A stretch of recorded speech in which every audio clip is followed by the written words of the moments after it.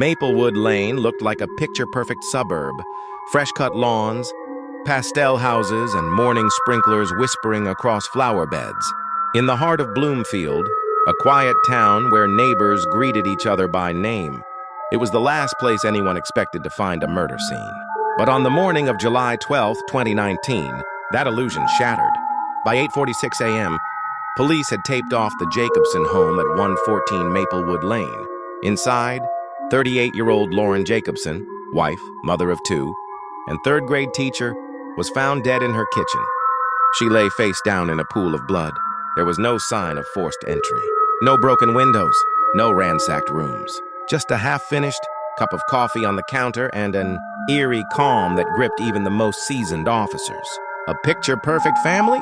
Lauren and Greg Jacobson had lived on Maplewood for 7 years. He worked in insurance. She taught at the local elementary school.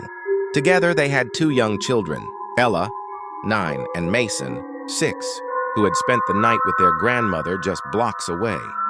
To everyone who knew them, the Jacobsons were the ideal suburban couple. Greg coached Mason's Little League team. Lauren baked for school fundraisers. They were at every block party and town event. They were the family everyone wanted to be, one neighbor told reporters. That's what made Lauren's death so shocking. Who would want to hurt her, and why? No forced entry, no struggle. Detectives were immediately puzzled by the crime scene. The house was locked. Nothing had been stolen. The alarm had been disabled from inside. Lauren's jewelry, wallet, and phone were untouched. Her Fitbit showed she stopped moving at 6:12 a.m. Greg said he left for a jog at 5:45 a.m. and returned just before 7 to find her on the floor. His timeline was clean. Too clean. Surveillance footage from a neighbor's front porch camera showed no one entering or exiting the Jacobson home during that window. No unknown cars. No intruders on foot. It was as if the killer had been there all along. Cracks in the fairy tale. Investigators turned to Lauren's phone and found a series of cryptic texts from someone, saved as M. "We can't keep doing this. Greg can't find out." The texts stopped 2 days before Lauren's death. Neighbors mentioned hearing arguments at the Jacobson house earlier that week. One said she often saw Lauren walking with a man who wasn't. Greg, early in the mornings, when most of the neighborhood was still asleep. Lauren's perfect image was beginning to fracture. A town on edge. Within 72 hours, the media descended on Maplewood Lane. Headlines flooded the airwaves. Murder in the suburbs. Who killed Lauren Jacobson? Teacher found dead in dream neighborhood. Husband, lover, or stranger? Panic rippled through Bloomfield. Parents kept children indoors. Strangers were watched with suspicion. The town was no longer a safe haven. It was the setting of a real-life whodunit. Who was M? Police traced the contact M to Marcus Reddick, a fellow teacher at Bloomfield Elementary and a longtime family friend. He often visited the Jacobsons, helped Lauren with school projects, and even watched the kids when Greg worked late. When questioned, Marcus denied a romantic relationship. But detectives uncovered hotel reservations, late-night texts, and intimate photos exchanged between him and Lauren. Was this a love triangle gone wrong? Motive without evidence. Marcus quickly became a person of interest. He had no alibi during the time of death.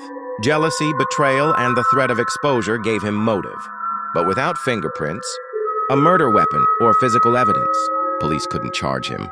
Greg, too, remained under a cloud of suspicion.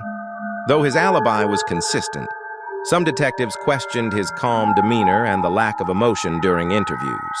Could he have discovered the affair and snapped? Then again, could someone else entirely be involved? Someone with a reason to silence Lauren? A cold silence. Weeks passed. Leads dried up.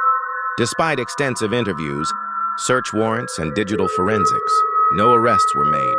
The community, once vibrant and trusting, now lived in quiet paranoia. Lauren's death left a hole in Bloomfield and a haunting question. Was the killer someone they all knew? What began as a tragic mystery quickly turned into a tangled web of lies, secrets, and betrayal. In the quiet suburb of Bloomfield, people had grown comfortable, maybe too comfortable. And now, as detectives worked around the clock to unravel Lauren Jacobson's murder, it became clear the danger wasn't a stranger lurking in the shadows. It was someone she knew.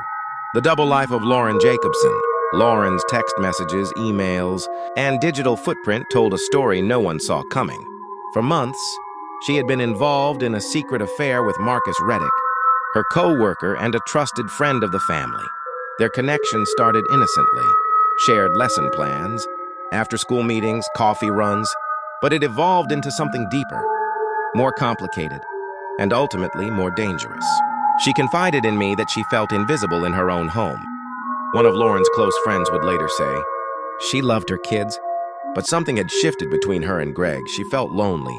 Screenshots of late night texts between Lauren and Marcus painted a picture of emotional dependence and a budding plan to escape their current lives.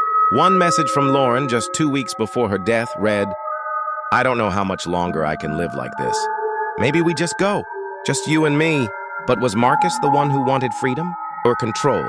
Greg Jacobson under fire. While the affair drew headlines and suspicion, Greg Jacobson was not in the clear. Detectives continued to question his version of events, and inconsistencies began to appear. Greg claimed to have gone for a run at 5:45 a.m., but phone tower data showed his device never left the area of the house during that time. Security footage from a neighbor's porch camera failed to show him leaving or returning on foot. Then came the discovery of a receipt dated the morning of the murder showing Greg purchased coffee at a convenience store at 6:09 a.m., but Lauren's Fitbit data showed she had stopped moving at 6:12 a.m. How could she have been alive when he left, only to be killed within minutes with no intruder detected? Greg's calm demeanor, once seen as admirable, now appeared calculated. Some called it grief, others called it guilt. Secrets behind every door. While detectives zeroed in on the Jacobsons and Marcus, more secrets began to bubble to the surface from within the seemingly idyllic neighborhood. One neighbor, Jill Myers, who lived across the street, confessed to seeing Marcus leaving the Jacobson home late at night, several times over the past 2 months. He always left around midnight, she said. I thought maybe they were just working on school stuff. But now, another neighbor, Alan Price, revealed something even more chilling. He had heard shouting from the house 3 nights before the murder. He assumed it was a domestic argument and didn't report it. Now I can't help but wonder, Alan said in a televised interview, if I should have done something. The town of Bloomfield, once tightly woven, was beginning to unravel. Everyone had theories. Everyone had fears. Red herrings and hidden clues. Detectives were overwhelmed with tips, some useful, others wildly speculative. But one piece of evidence changed everything. A broken wine glass found in the kitchen trash, with blood traces and partial fingerprints that didn't match Lauren, Greg, or Marcus. Forensic teams ran the prints through state and national databases. A partial match came back, a juvenile record sealed from years ago, belonging to a name not yet made public. But the revelation pointed investigators in a new direction. Someone else might have been in the house that morning, a fourth person. And then there was the surveillance footage from 2 streets over. A blurry image captured at 6:07 a.m. showed a figure wearing a hooded sweatshirt moving away from the Jacobson home. It wasn't enough for a positive ID, but it confirmed what the police now feared. Lauren had been murdered by someone she either let into the house or someone who had the means to get in without force. A town on edge, with Greg and Marcus under scrutiny and the possibility of a third suspect emerging. Bloomfield began to spiral into paranoia. Parents kept their children home from school. Rumors flew through Facebook groups and WhatsApp chats. At the grocery store, strangers eyed each other with suspicion. Every quiet neighbor was now a potential killer. The media only amplified the chaos. Headlines screamed, "Murder, lies, and infidelity in Bloomfield. Who killed Lauren Jacobson?" Teachers loved triangle ends in bloodshed. Suburbia's dark side. Was it the husband, the lover, or someone else? Local law enforcement, pressured by the growing public outrage, doubled down. Search warrants were issued. Friends were subpoenaed. The Jacobsons' children were placed under temporary care as the investigation deepened. Who really had something to lose? The central question remained. Who benefited most from Lauren's death? Greg, whose marriage was crumbling and whose financial troubles had quietly mounted. Marcus, who may have wanted more from Lauren than she was ever willing to give. Or someone else entirely, someone Lauren had pushed away or rejected. As detectives combed through Lauren's personal journal, they uncovered a final cryptic entry written 3 days before her murder.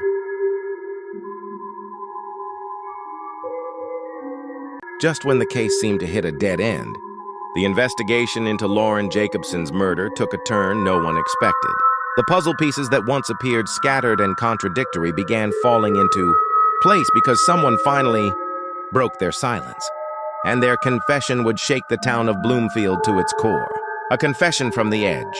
5 days after the murder, Marcus Reddick voluntarily walked into the Bloomfield Police Department and asked to speak with detectives. He looked worn down, pale, and jittery. What he said next changed the course of the investigation. "I didn't kill Lauren," he began, "but I was there the night before." According to Marcus, Lauren had ended their affair just 48 hours before her death. She told him she was trying to repair things with Greg for the sake of her children. Marcus didn't take it well. He admitted they argued late into the evening on July 11th, just hours before she was murdered. "She told me she couldn't live with the guilt anymore," he said. "She said it was over and I should move on." Marcus claimed he left around midnight, angry but not violent. His alibi for the morning of July 12th, as confirmed by traffic cams and receipts, placed him miles away. Still, the fact that he had lied to police about seeing Lauren the night before made him a suspect again. And then came the detail that unlocked everything, a name from the past. In that same interview, Marcus mentioned a name the investigators hadn't heard before: Tyler Grant. "He was a former student teacher," Marcus said. "Interned with us last year. Got too close to Lauren. She told me she had to block him after things got weird." Weird? Investigators followed that thread. Tyler Grant was 26, a former education student who had briefly worked under Lauren's supervision at Bloomfield Elementary. His internship ended abruptly with no official explanation. A few colleagues recalled that Lauren had mentioned feeling uncomfortable around him, but she never filed a formal complaint. Police pulled Tyler's background, and what they found was chilling: a pattern of obsession. Tyler had a sealed juvenile record for stalking a female teacher at his high school. More recently, he'd been cited for trespassing at a former girlfriend's apartment. His online activity revealed hundreds of visits to Lauren's personal blog, as well as dozens of screenshots of her photos saved to a private folder on his laptop. He lived just 3 miles from the Jacobsons. When detectives arrived at Tyler's apartment, they found more than just obsession. In his bedroom closet, they discovered a pair of shoes, with red stains and a crumpled hoodie matching the one seen in the blurry surveillance footage from the morning of the murder. Lab results would later confirm the stains were blood, and the DNA matched Lauren Jacobson. The confrontation. Under intense questioning, Tyler initially denied knowing anything about Lauren's death.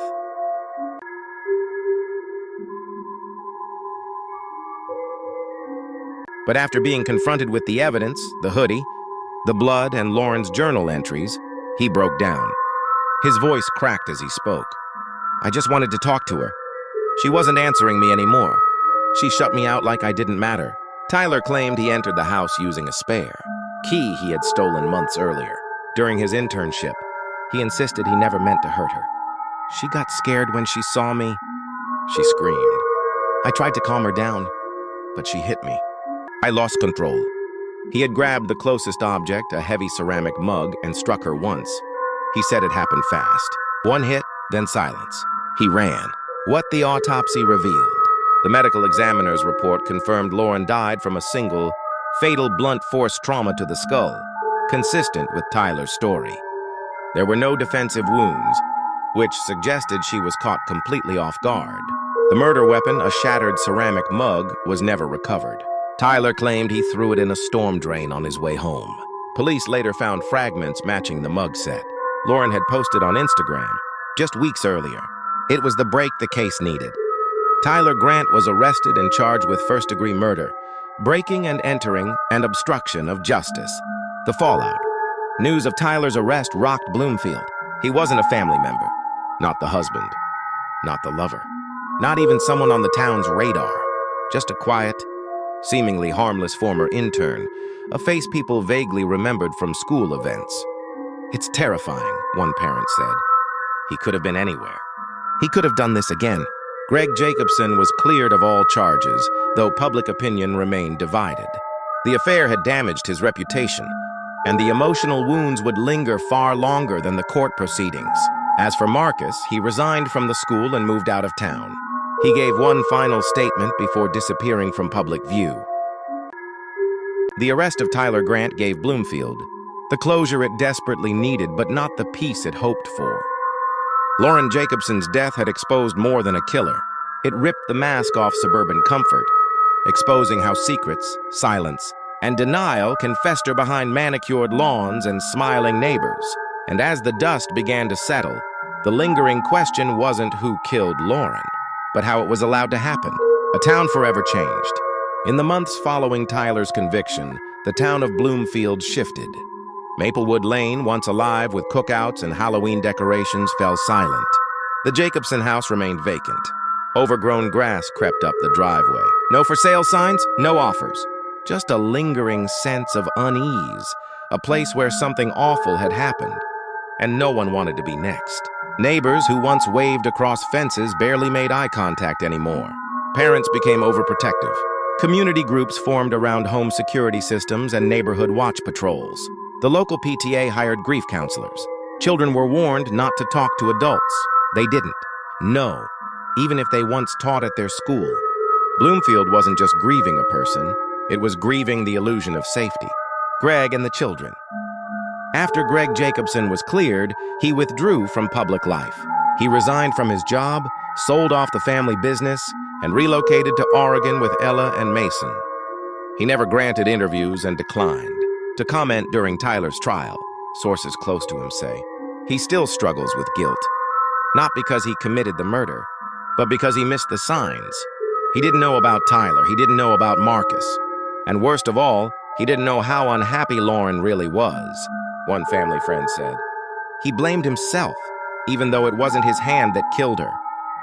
The children, now in therapy, are slowly adjusting, but the trauma of losing their mother, and the public way it happened, will follow them for the rest of their lives. Marcus's disappearance. After his resignation from Bloomfield Elementary, Marcus Reddick disappeared from the public eye. Some say he moved to Florida. Others claim he changed his name and left teaching entirely. He never faced criminal charges, but in many ways, he was put on trial in the court of public opinion. His involvement with Lauren became a lightning rod for blame, especially after police revealed he knew about Tyler's obsession and failed to alert authorities. Whether out of shame, grief, or fear, Marcus vanished. His name still sparks debate in Bloomfield Facebook groups. Some believe he bears moral responsibility. Others say he too was a victim of Tyler Grant's twisted obsession. One final revelation. Months after Tyler's sentencing, detectives conducted a follow-up. Sweep of digital files recovered from his devices. Most were disturbing but expected screenshots. Surveillance images, obsessive diary entries, but one video, recovered from a hidden folder in an encrypted drive, provided chilling clarity. It was recorded the morning of Lauren's murder, time-stamped at 5:58 a.m., just 14 minutes before her death. In the shaky footage, Lauren stands in her kitchen in her robe, preparing breakfast. She looks tired, distracted. The camera zooms in slightly through a rear window. Then quietly, a voice whispers from behind the lens. "You didn't answer me, but I'm here now." The video ends abruptly. Authorities believe Tyler recorded it from behind the house, moments before he used the stolen spare key to enter through the back door. It confirmed what many feared. This wasn't a spontaneous outburst. It was premeditated, planned, and Lauren likely never knew just how closely she was being watched. The footage was never released to the public, but it sealed Tyler's fate forever. What we learned, and what we still don't know. Lauren Jacobson's murder left behind more than grief. It raised uncomfortable truths. How often do we miss the warning signs in people we think we know? How many quiet, polite individuals mask darker obsessions? And how much responsibility do we carry when we ignore red flags? Because it's easier not to look? Tyler Grant was a young man with a past, a record, a pattern. And yet he was allowed to work in a school, form bonds with vulnerable people, and slide under the radar until it was too late. Despite the trial, the confessions, and the evidence, some parts of the story remain blurry. No one knows the exact moment when Tyler made the decision to kill. No one knows if Lauren sensed what was coming, and no one knows if there were others before her. All we know is that the people closest to Lauren, the ones who claimed to love her, couldn't protect her.